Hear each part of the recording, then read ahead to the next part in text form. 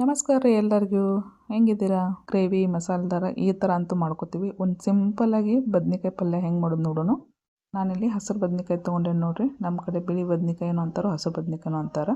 ಒಂದು ಕಡಾಯಿ ಒಳಗೆ ಎಣ್ಣೆ ಕಾಯಿಸ್ಕೊಂಡು ಅದ್ರಾಗ ಸ್ವಲ್ಪ ಜೀರಿಗೆ, ಸಾಸಿವೆ, ಕರಿಬೇವು, ಆಮೇಲೆ ಇದಕ್ಕೆ ಸ್ವಲ್ಪ ಉಳ್ಳಾಗಡ್ಡಿ ಸ್ವಲ್ಪ ಜಾಸ್ತಿನೇ ಹಾಕಬೇಕು. ಯಾಕಂದ್ರೆ ನಾವು ಬೇರೆ ಏನು ಹಾಕಂಗಿಲ್ಲ. ಗ್ರೇವಿ ಸ್ವಲ್ಪ ಚಲೋ ಹಾಕೋದು. ಅದಕ್ಕೊಂದು 2 ಸಣ್ಣಗೆ ಕಟ್ ಮಾಡಿ ಉಳ್ಳಾಗಡ್ಡಿ ಹಾಕೀನಿ. ಸಣ್ಣನೂ ಕಟ್ ಮಾಡ್ಕೊಬೋದಕ್ಕೆ ಇಲ್ಲ ಉದ್ದ ಕಟ್ ಮಾಡ್ಕೊಂಡು ನಡಿತಿರ್ತೀರಿ. ಸ್ವಲ್ಪ ಹುರ್ಕೊಂಡು ಆದ ಕೂಡಲೇ ಅದ್ರೊಳಗೆ ಸ್ವಲ್ಪ ಅರಿಶಿಣ ಪುಡಿ, ಗರಂ ಮಸಾಲ ಮತ್ತು ಬದ್ನಿಕಾಯಿ ಈ ಥರ ಕಟ್ ಮಾಡಿ ಹಾಕಿದ್ದೀನಿ. ನಿಮ್ಗೆ ಯಾವ್ದು ಬೇಕಾದ ಉದ್ದಾದ್ರೆ ಉದ್ದ, ಹಲ್ಕ ಇದಕ್ಕಿಂತ ಸಣ್ಣ ಕಟ್ ಮಾಡಿ ಹಾಕ್ಕೊಂಡ್ರೆ ನಡೀತದೆ ರೀ.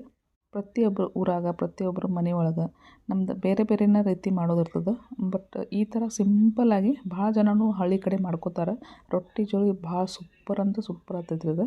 ಇದ್ರಾಗ ಸ್ವಲ್ಪ ಮಸಾಲೆ ಖಾರ ಹಾಕಿ ಕುಡಿಸಿದಿರ್ತೇವೆ, ಅದು ಖಾರ ಹಾಕೋದು, ಉಪ್ಪು, ಆಮೇಲೆ ಸ್ವಲ್ಪ ಜೀರಿಗೆ ಪೌಡ್ರ್ ಹಾಕ್ಕೊಂಡು ಚಲೋ ತಂಗೆ ಮಿಕ್ಸ್ ಮಾಡ್ಕೊಂಡು ಒಗ್ದ ಮೇಲೆ ಅಂದ್ರೆ ನಾವು ಸ್ಟೀಮ್ ಮಾಡ್ಕೋಬೇಕ್ರಿ. ಅದು ಸ್ಟೀಮ್ ಮಾಡ್ಕೊಂಡು ಆದ ಕೂಡಲೇ ಒಂದು ಅರ್ಧ ಕುದ್ದಿರ್ಬೇಕು. ಕುದ್ದಾದ ಕೂಡಲೇ ಸ್ಟೀಮ್ ಓಪನ್ ಮಾಡಿ ಅದ್ರೊಳಗೆ ನಾವು ಸ್ವಲ್ಪ ಶೇಂಗಾ ಪುಡಿ ಹಾಕ್ಕೋಬೋದು. ಆಮೇಲೆ ಶೇಂಗಾ ಪುಡಿ, ಕರಾಳ ಪೌಡ್ರ್ ಅಂದ್ರೆ ಕರಾಳ ಚಟ್ನಿ ಮಾಡ್ತೀವಲ್ಲ ಅದರದ ಪೌಡ್ರ್ ಮಾಡಿ ಇಟ್ಟಿರ್ತೀವಿ.